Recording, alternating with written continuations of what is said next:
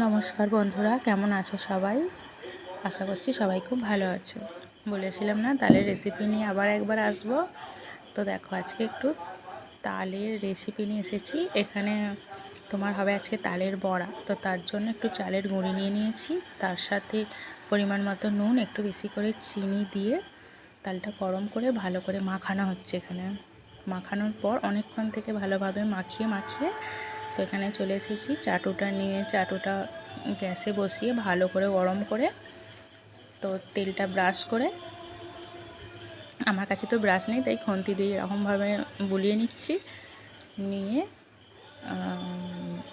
গোল গোল করে রেখে এগুলো জল দিয়ে আস্তে আস্তে বসিয়ে চেপে করতে হবে এরকম করে। তো দেখো, তারপরে উল্টে পাল্টে ভালো করে লাল লাল করে ভেজে নিতে হবে এরকম করে।